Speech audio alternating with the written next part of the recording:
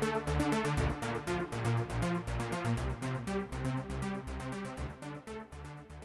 we're heading toward the final chapter here, the wrap up. So all you guys that are like some of my friends in school, you might have started in Genesis, got bored, read some Revelation at the end, and that was it. You know what's in the beginning, you know what's in the end. Okay. I'm going to open up with a little ditty. We say that in the music business. At any rate, the wife found this. I didn't find it. She found it. She's the researcher of the family. If there's anything out there that can be found, she will find it. And this is, I sort of predicted this. I think, Lisa, you remember I talked about this as far as eventually, where it's going. Being in the computer business, using AI, the company that's heavy into AI. I saw in the past where it was going, and this is just the first little iceberg, the tip of the iceberg. That's what we say. So, Deus in machina. I mean, it's a play on words from Aristotle. Deus ex machina, which means God out of the machine. So the term comes from the old plays the Greeks had, that sometimes they would have a play where the god would be lowered onto the stage. I mean, we kind of do that same thing today. There was a famous play, Peter Pan, and the lady had strings, cords on her back, and they're hoisting her around, and she was flying. I think at the Oscars one time, there was a guy that came flying in through the air on a similar contraption. But they had like a crane that lowered people down. And so he coined the term God out of the machine. In other words, the crane that lowered them was the machine, and the Greek god in the play came down. So it was God out of the machine. So, but now the play on words, and I hear this a lot, God in the machine. So in other words, ultimately AI is going to become their God in some sense. I still believe somebody has to control it, and everything I read, it always points to that. It usually goes like this: AI will rule the world, and whoever rules the AI will truly rule the world. In other words, there's going to be a dictator who's going to rule the world, and he's going to do it through AI mainly. But this is a religious aspect. Earlier I taught on Revelation 17, which was Babylon, the religious aspect, and then 18, Babylon, the economic aspect. But this is going to be part, I'm sure, of the religious aspect. So what we have here is, I got an article from NBC News. Swiss church installs AI Jesus to connect digital and divine. So if you ever heard of God in a box, this is it. I think a lot of people would like to have God in a box. They pull them out on Sunday and put them away the rest of the week. God in a box. So a Swiss church in Lucerne, which is Switzerland, the heart of the Reformation, by the way, St. Peter's Chapel has installed an AI-powered Jesus avatar that allows visitors to interact with a computer-generated version of Jesus. So they actually talk to the Jesus. There is behind a confessional, like the picture there. There's a confessional type image or situation set up where they're talking to Jesus behind the grid, and he will answer their questions. So they can ask anything they want to, and he will then answer their questions for them. So it was developed by the Lucerne University of Applied Sciences and Arts. So a bunch of eggheads came up with this. And the chapel's theologian, Marco Schmid. So the AI Jesus project called Deus in Machina has registered around 900 conversations with people of all ages. I'm sure it's more by now. Visitors enter a confessional booth and communicate with the AI Jesus via a lifelike screen. They're actually seeing him and interacting. He's an avatar. It's what we call an avatar in the computer business. Which offers responses based on biblical scriptures in over 100 languages. So that's kind of cool, but that's what AI does. I mean, you can get on ChatGPT in any language, and it's going to understand you and communicate back. I regularly use it to translate my English into Spanish and Spanish into English, since mi español está muy largo. I don't get it. That was perfect. What's wrong with you people? Okay. People have discussed topics ranging from love, the afterlife, isolation, war, suffering. In other words, whatever's on people's minds, they come in there, and they come in and they talk to Jesus in a box. So I thought you might be interested in that. It's not directly related to today's lesson, but in other words, people they really like to have a relatable Jesus, a personal Jesus. You know, have you ever heard people say, well, I wish I lived back then at that time so I could walk with him and talk with him and be crucified with him. They always leave that part out, don't they? Yeah, the church, I don't think anybody here really wants to go back to that time, because every one of them was martyred. I mean, it's God's plan, and if he gives you the anointing for it and the purpose. But I don't think I would have fared very well back then. I'm a weenie. So, but anyway, as we look at the book of Revelation, the final chapter 22, keep in mind, there were no chapters. These things were made up by Bishop Langdon in the early 1100s. He put the chapters in. It's good to have them. That's what we use. And verses were put in a couple hundred years later. But it's a coordinate system. It gives us a way to look up and memorize things. But the key is to remember that the Bible, Bib-El, the book, means, it's the book. The greatest seller of all time, the oldest book in the world. You might have heard, something about the Chinese or other cultures, but their books aren't as old as us. This is the oldest book in the world. The greatest seller of all time, the most read book, and in America, the book that sits on the most coffee tables without ever being opened. It's like a magic omelet. It's not an omelet. What do you call that? Amulet. Sounds like omelet. No wonder I'm mixed up. Yeah, it's not a magic omelet. Okay, it's an amulet to some people. Okay, it's like a St. Christopher's medal people wear, thinking that's going to protect them, but that really doesn't do anything. It's a nice thought. Helps people feel comfortable. But the book is a continuum of God's revelation to man from the beginning to the end. No other book in the world is like that. No other book is a compendium of all of these sub-books, if you will. In other words, the Jews have 24 books in the Old Covenant. We Protestants and Catholics, we split it up, and so we have 39 and in the Old. And in the New, we have all the books that we know of. We have the 27. We have the Gospels, the story and history of Jesus, the Acts of the early church. Then we have all of the writings from the church fathers, the original apostles. And then finally we have the book of Revelation. But the whole thing fits together, written by 1,600 authors, okay, over many, many centuries. But it all fits together. That's one reason we know it's the revelation of God, because what we see in Genesis ultimately culminates in Revelation. In other words, throughout the entire book, there's a thread that is woven, and the book does not contradict itself, but what we have to understand is the revelation is progressive. In other words, the things that men knew before the flood, they didn't know that much about God. In a sense, they did, because Adam and Eve were still alive. But as far as having the written word of God, as far as we know, there was no written word of God at that time. We start with Genesis, which is Moses, and Moses wrote it somewhere 1400, 1200 BC. So, Moses is the one who delivered the law, and but the thing is that there was a tradition and understanding going way back. So you say, well, where did Moses get all this Genesis information?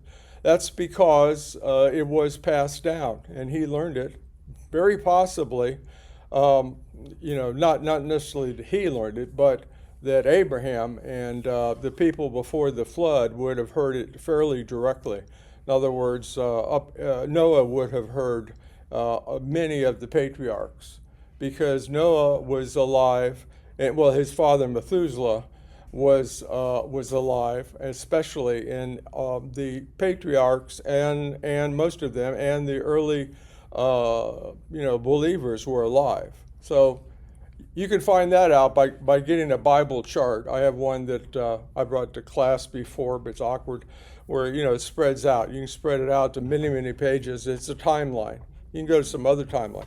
But if you look to the post-Edenic world, and you go up to the flood, the antediluvian, pre-flood world, you'll see that the lives were so long that the people that came along later, their progeny, were able to speak with them directly, if they were in the same area. Keep in mind, it's not like these guys travel by plane and car and boat all the time.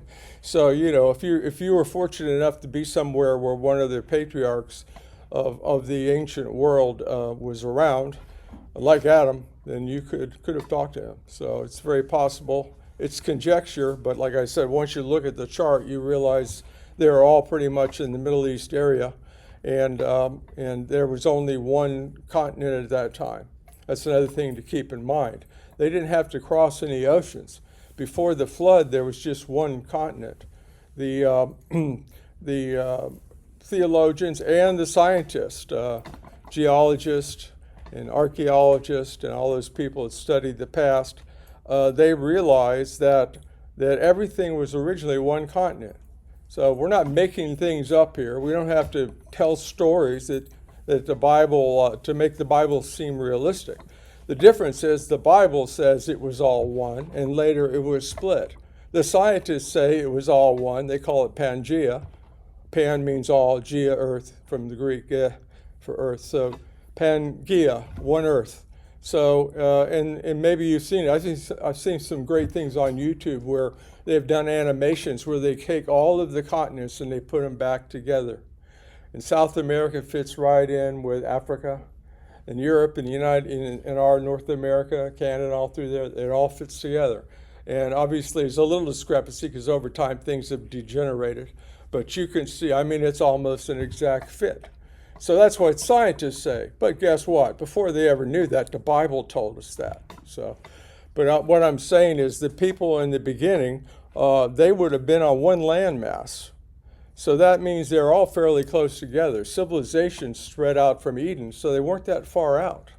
It's not like they couldn't have seen each other and talked to each other.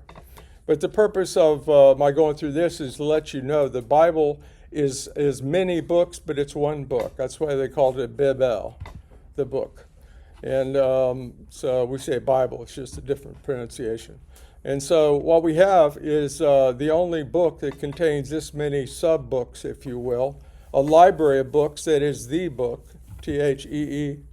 And this book has a total history of mankind and God's plan.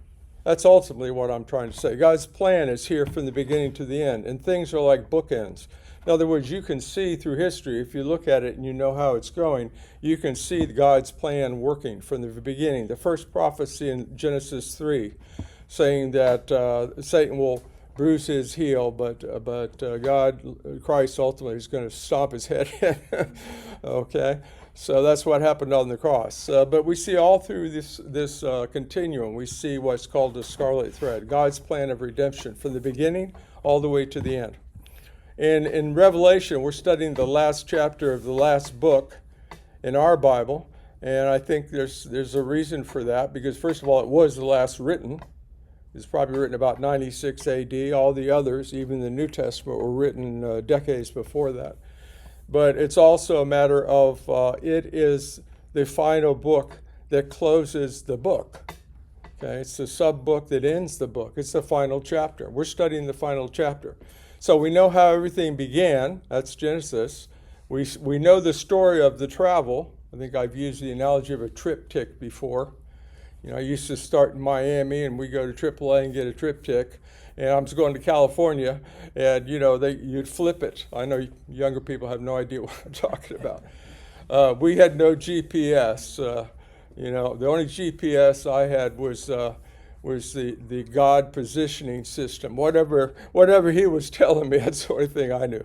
But so we'd flip through this thing, and you go another 50 miles and flip it, And so ultimately, though, in the beginning, I was in Miami, and the last page, I was in LA, right? And the triptych was the journey all the way. So I guess you can do that on Google Maps today. I've done it, you blow it up, you start somewhere and you blow it up and you tell it, where your beginning and end destination are. So there's something analogous there. But the whole idea is that the Bible is showing us the picture of the beginning, the end, and the journey. So we always know where we are. So where are we today in the journey? I think we're toward the end. I mean, if we're not toward the end, I don't want to be around much longer because things are getting worse all the time. It's up to God. But I'm just saying, can they get worse? Oh, yes. They can get a lot worse before Jesus comes. I don't think it's very far away. In Matthew 24, he says it's like a woman with birth pains, Odeon, which I think that's where we get the word odious or horribly painful pains, right? Fortunately, I held the camera and I was there, but I was kind of in pain because I hadn't slept that night. The wife was doing all the work both nights, right, baby? She didn't want to say anything. I'm embarrassing her anyway. So I remember when our son was born, I was holding the camera and he came out with red hair, and of course I kind of have reddish hair. And we both have reddish hair in our past genetic ancestry. So he came out as a redhead, and I think I may have said something like, "Oh, the mailman." But I was breaking it up for the doctor. But at any rate, yeah. So but the birth pains they are severe, and they get much worse. And the very last ones are much worse than the first ones. The first ones are pretty mild. I can't remember. Maybe did we ever make a pre-trip like you had pains? No, I think because we're, already familiar with the process, having studied intensely. So basically, we didn't. But I hear stories. People, there's a word for it. Some doctor's name were false birth pains. You know what I'm talking about? Anyway. So, but and those are women think, oh, this is the birth pain. This is as bad as it's going to get. No, it's not. Here to testify. No, there's a lot worse than that. Not to scare any ladies, but I was there just to witness. But the whole idea of Jesus, I think, used that because everybody knew that. He always used familiar things. Most people back then were married and had children, and they went through the process. They knew what he was talking about. So, but I think this is a great analogy. Of course it is. He used it. The fact is that as we get closer, it's going to get a lot worse. But I have this saying, I believe the world will get worse, the church will get stronger. So there's two streams. We have the world stream and the church stream. The world stream is getting darker and darker, but the church is getting brighter and brighter. The corollary to that is not everybody is getting brighter in the church because some are tares, but that's another topic. So, to proceed with this slide, just to let you know, the whole story is that getting back to the journey, the beginning is where we start. The beginning is Genesis 1:1. That's Miami for me in the old days, right? So I'm leaving Miami, I'm taking a trip, and then at the very end, Revelation 21:1 is ultimately the new LA. Boy, they need a new LA. We were out there a few years ago. It's not the LA I remember. Boy, we drove through traffic in LA. It was horrendous. But at any rate. So the thing is that the journey is going to take us all the way through the Bible. I call these the bookends. We used to have in my volume of word studies. I used to have these. I had some solid blocks we used. They're like bookends, right? You keep the books from falling over. So the bookends of the Bible are Genesis and Revelation. And what starts in Genesis ultimately is seen culminating in Revelation. That's what this is about. The creation starts in Genesis 1:1. We know the story, the fall, and those things that followed it. And in the very end of chapters we studied last week and are continuing, we see the new. New heavens, new earth, new Jerusalem. Everything becomes new again. It's regenerated, but re-innovated, I guess, gives us new. And then we see in the beginning, Genesis 1:3, God's light. So God said, let there be light. And we see in Revelation 21, that was last week, that God is the light of the city. So we go, God starts the light in the beginning, God finishes as the light in the end. Then we see in Genesis man's rule. He said to Adam and also Eve that they were to have dominion and rule the world. And we see at the end that man is going to be ruling, I should say co-ruling with Christ. We are going to be co-ruling with Christ. So man, again, in our immortal bodies, will be ruling with Christ on earth. We see the old Eden in Genesis, and we all know the story of Adam and Eve in the garden, the Eden. And then we see the new Eden in the chapter we're going to study.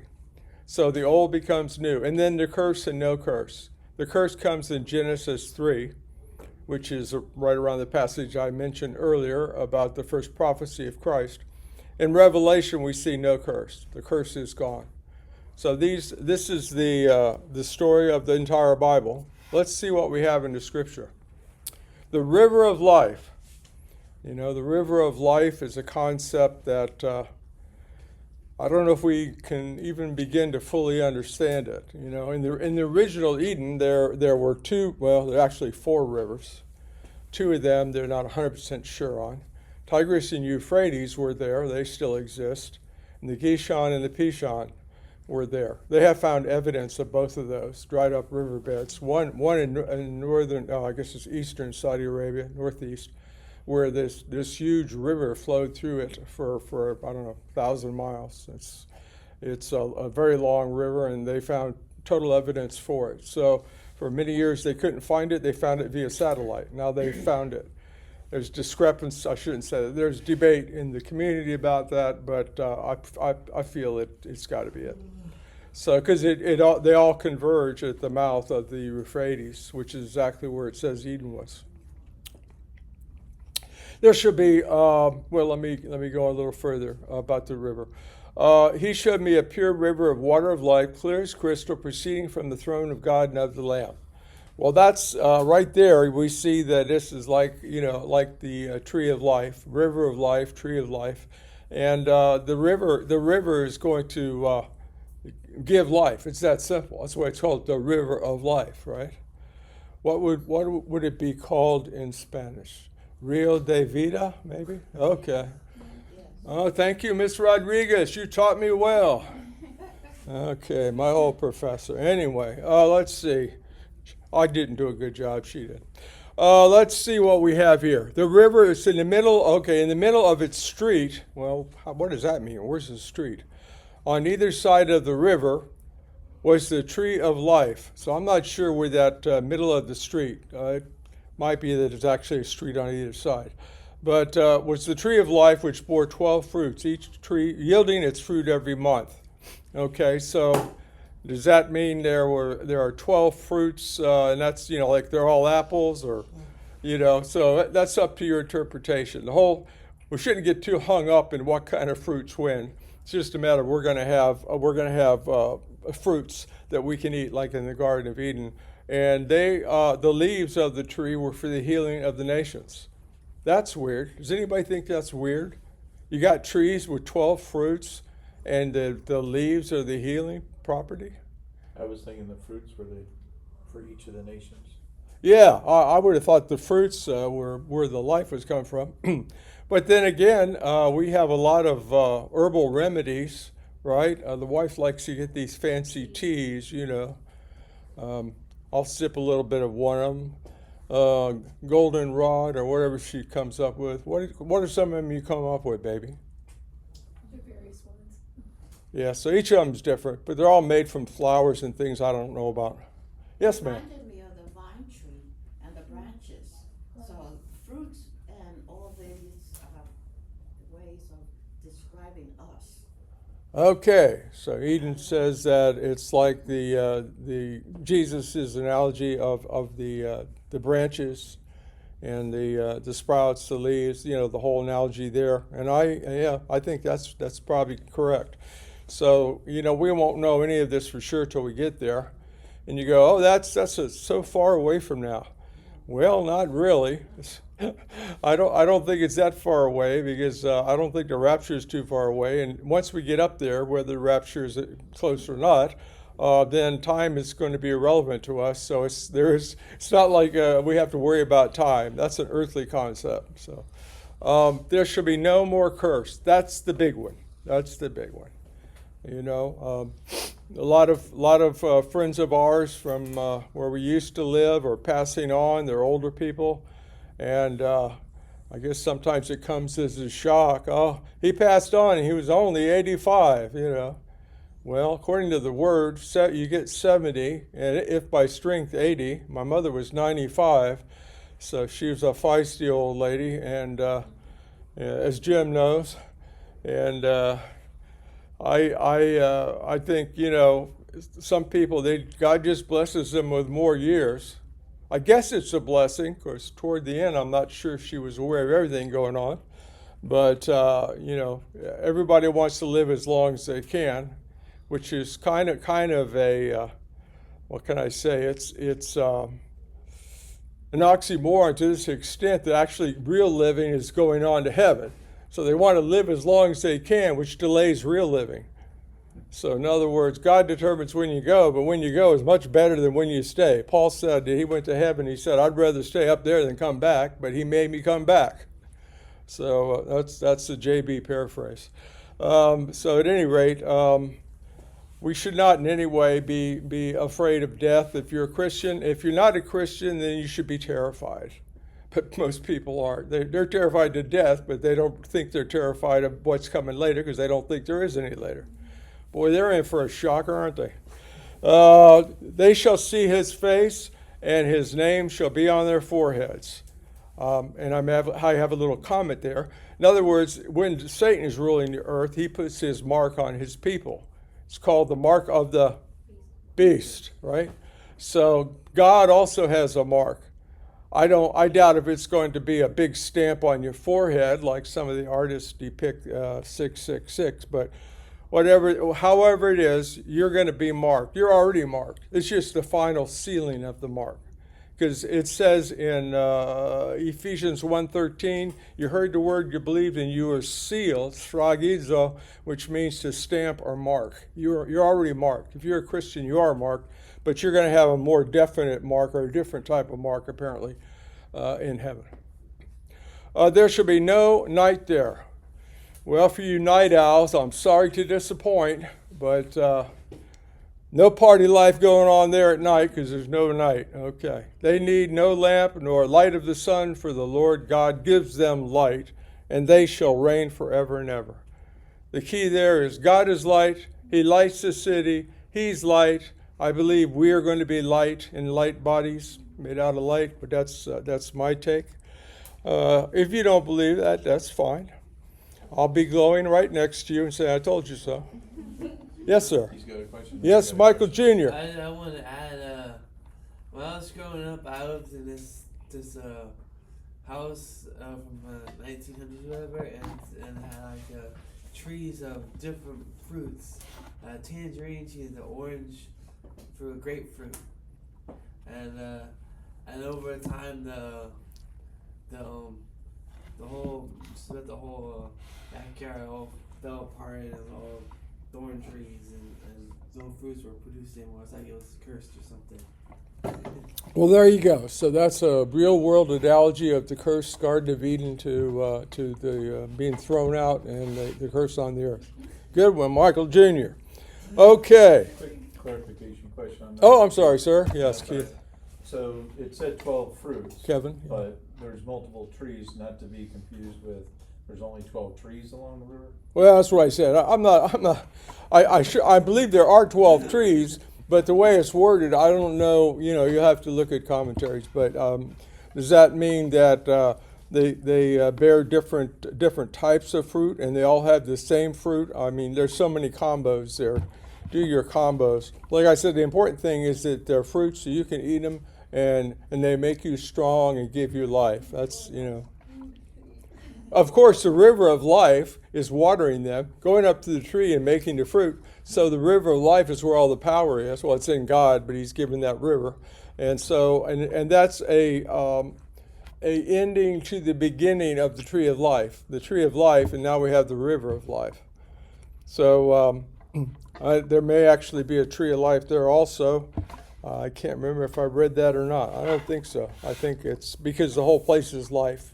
The tree of life was like one little place. It's kind of like in the Old Covenant, God was in one little place, the Ark of the Covenant, okay, the Shekinah glory in the inner sanctuary.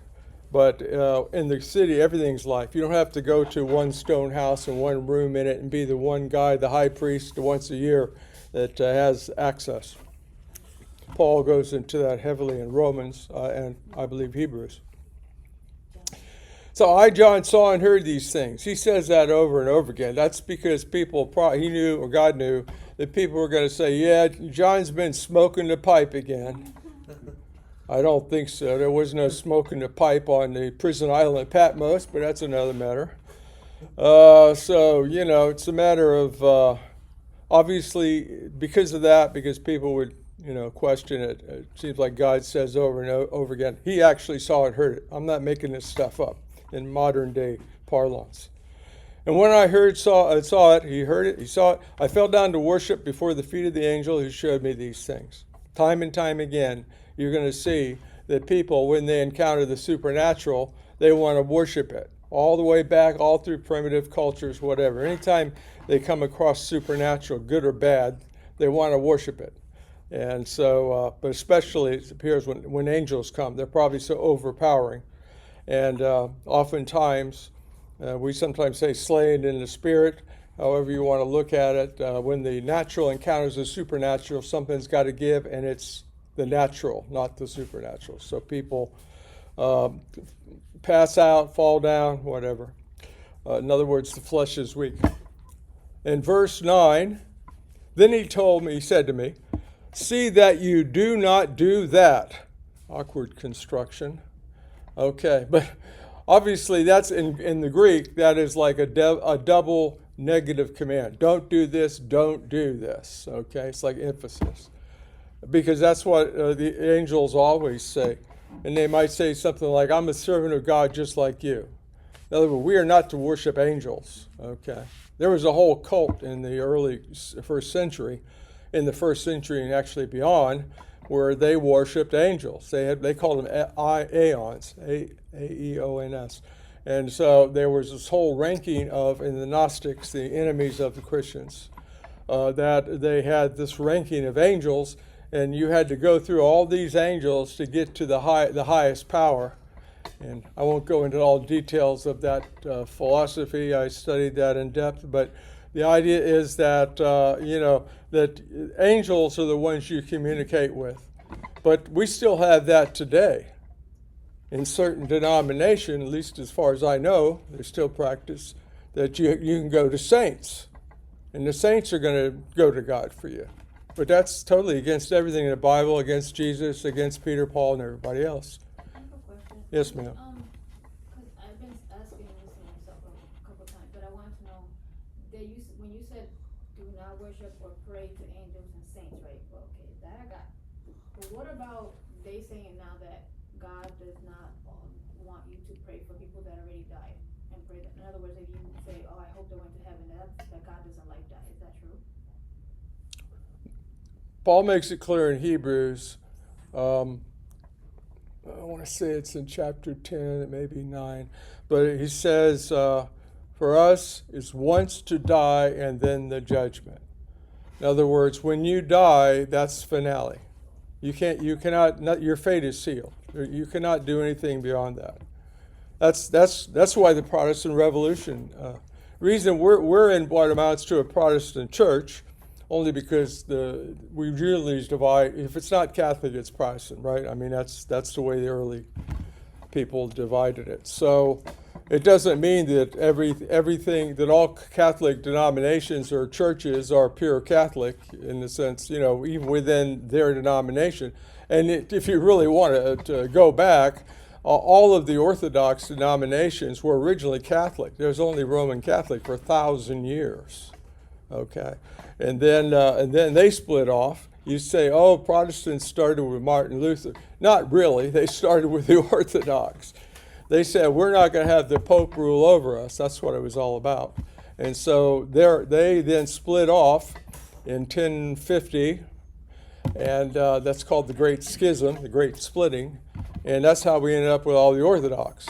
We got a Greek Orthodox up there on I-4. There's, Syrian Orthodox, Russian Orthodox. I can go on, Antiochian Orthodox. There's a million Orthodox.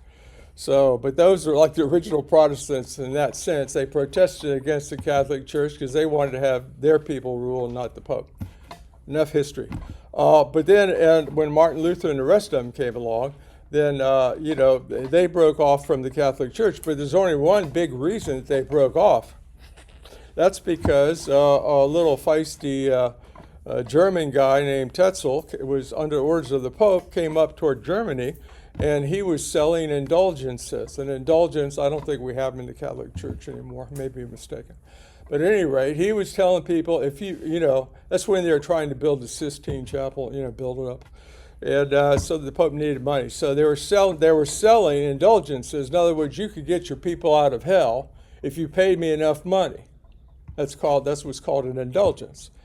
And Martin Luther, who'd been reading the Word, said, that's not in the Bible. Where'd that come from? That's craziness. And so that's the whole reason that we have Protestant churches. Because then, politically, the King of Germany and others wanted to be free from the Pope. It's a lot of political stuff. But anyway, the bottom line is that started the Reformation. Martin Luther then said, no, the Bible and only the Bible. We're getting rid of, all this Catholicism, which he didn't totally do, by the way. He's still kind of semi-Catholic. But the thing is that, that started the Protestant Reformation. So the whole idea here is that a lot of things that, have come through history, both Catholic or Protestant, are things that have been passed along which are not necessarily in the Word. I think most of us here know that. So according to what I believe, this church believes, and so many of our historical saints have believed, is that you have to go through the Bible. The Bible is your final authority, no matter what denomination you belong to. But all that is to say, the Bible doesn't teach to pray to angels or saints. In fact, it's forbidden. And I don't know if anybody prays to angels. Maybe they do, but I'm just saying that would not be scriptural. You can do it, but it's not going to do you any good. In fact, the angel might be a demon in disguise. Satan himself appears as an angel of light, so I'd be careful if I'm praying to an angel.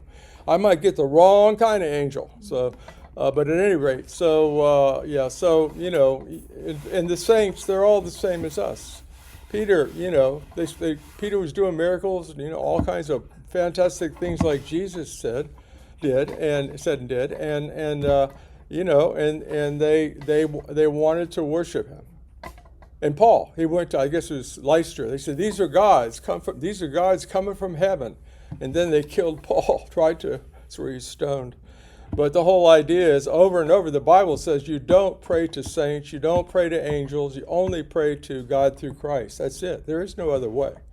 So if you're doing any of that stuff, I just adjure you, in Old English, to just go straight to the source. Eliminate the middleman. I hear that a lot. I think that's where we're going with AI. We're going to eliminate a lot of middlemen. A lot of managers are going to be gone with AI, because AI is more efficient than any manager, but we'll see. If any of you are managers, don't quake and shake. It's just a matter of, that's probably coming. So what we see here is, he said to me, do not seal the words of the prophecy of this book, for the time is at hand. All right, well, this was 96 AD, so what in the world was he talking about? The time is at hand. God's time is at hand. To God, a day is 1,000 years. So we're like 2 days past this book in God's mind. 2 days isn't much, right? Trying to remember what I had to eat 2 days ago. I can't even remember, but that's another matter. The wife fixed it. It was great. But, right, baby? Yeah. Oh, that's what I like. Okay, can I get an amen? All right, let's see what we got here. This is kind of the answer to your question, and so you're Sabrina. Yes. So Sabrina asked the question about, or was curious about the idea of somebody passes on. What can we do in that area toward their salvation? But this really is the answer here. Because it says, he who is unjust, let him be unjust still. He who is filthy, let him be filthy still. He who is righteous, let him be righteous still. He who is holy, let him be holy still. And I believe this is talking about our lives on earth. In other words, when we die, whatever state we're in, one of those states, that's it. You're not going to change. I know that's not a happy message. I'm sure I have relatives that went on that weren't saved, but my feelings about that can't override the Word of God. However I feel is not going to change God. And you can say, well, I don't believe that. Well, that's fine, because you have to answer to the author, not to me. I'm just the reader. He's the author. Take it up with the author of the book. Anyway, so the judgment state is sealed for all eternity, if you can receive that. Let's see. Looks like we're coming up on the hour, so I think I'm going to cut it right there. We're about halfway through the chapter. So next Sunday, I'm not going to be here. We're not going to have class. I know it's unusual, but apparently I've tried it before. I was out for some reason, and they couldn't find anyone to teach at the class. So you all have Thanksgiving off. Of course, you're probably going to be gone someplace anyway, or so stuffed with turkey you wouldn't roll out of bed. So, but so that's we are going to have Thanksgiving with the family, and so we won't be here. But the following Sunday, we will pick it up at verse 12 right here. Yes, ma'am. I have a question in regards to the resurrection, because I'm confused on two events, it seems. So in Revelation chapter 20, it talks about the saints that died and got beheaded, and then it mentions that they all came to life again, and was interesting. It says, this is the first resurrection. But then I look at 1 Thessalonians, and we have Paul talking about the resurrection of those who are still alive, and then those who died. Those who died go first, and then we, or whoever that generation is alive, also go. So is this like two different resurrections, or why does it say like? Oh, yes, it is. Yeah, Paul's talking to the church. We're church people. When the rapture occurs, the church is not on earth anymore, and we go to the tribulation period. The tribulation period is not like now. In other words, I can't definitively say, but I don't think people are going to be born again. I think it's going to be a lot more like the old covenant way God dealt with people. And the thing is that when the rapture occurs, the purpose of it, one of the main purposes of it, is to prepare and then present the church, the bride of Christ, to the groom, so that we can have the marriage supper of the Lamb. We're going up to get married. Once we're gone, then that we're the bride. There are no more people in the bride. It's a cutoff. The tribulation people, God's Spirit's still working. There's going to be preachers, at least 144,000 we know of, and they're going to be saved, but they're not the bride of Christ. Bride of Christ is already gone. We're gone. Okay, so it's for a different purpose. And they will be, many of them, most of them, will suffer martyrdom. Those are the second group of people you're discussing. Which is the millennium, from what it sounds like in Revelation 20. No, there's nobody martyred in the millennium. It says 1,000 years is when Satan is bound, so I thought that was the millennium. That is. But all the people who are beheaded happened before that in the book. So in other words, of course, Revelation 13 particularly talks about that, but that point is in the 7 years. So in other words, yeah, so then Christ comes back with us, we come back with him, 19, 20, the millennium starts, and all the people who are alive, saints, go into the millennium, they're the millennium saints. And then at the end, there's the great war, and Satan is thrown into hell, Gehenna. And then we will be on earth administering the government. We are like the government of Jesus on the earth during the millennium. But the tribulation saints have already been martyred, at least 7 years earlier, and they went to heaven and they came back with us.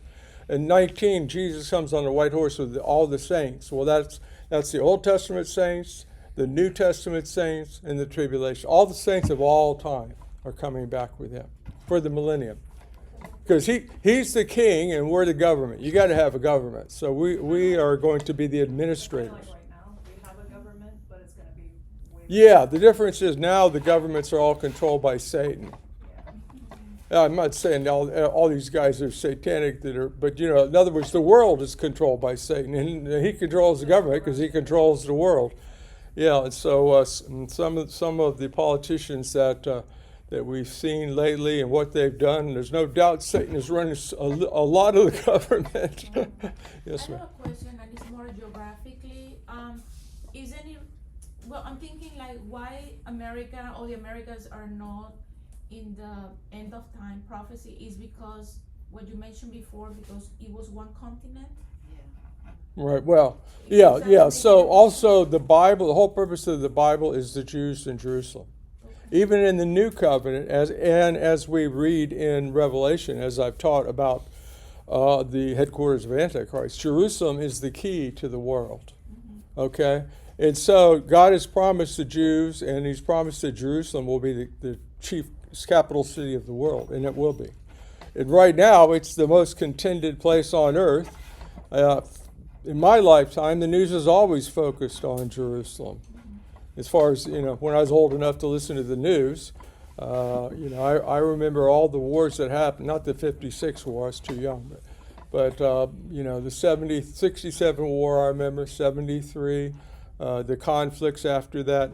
And so, Jerusalem has always been a cup of trembling, as the word says.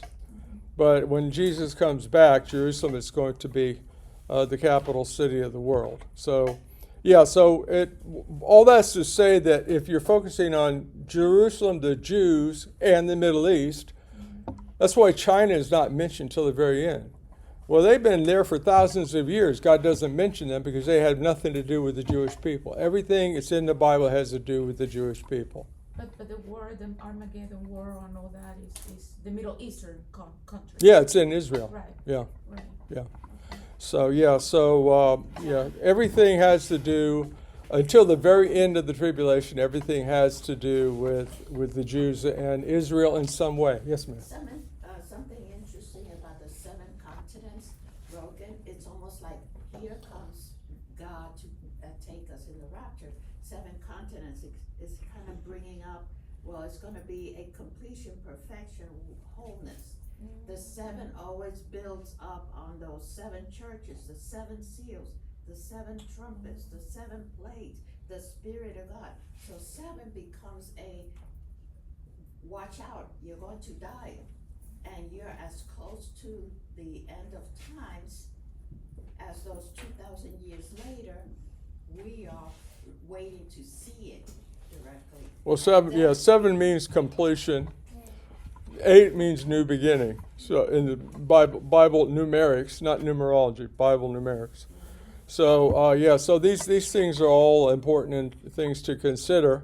But we're going to have a new heavens and new earth. We talked about that last couple of weeks. The new heavens and the new earth is when it's not that the old continents are coming back together. It's all renewed. It's like I'm getting rid of the clunker. I'm buying a new car. Okay, I've been there. I know about that. So, but at any rate, that's I could just go on and on, but for brevity's sake, I think we should close it with a prayer.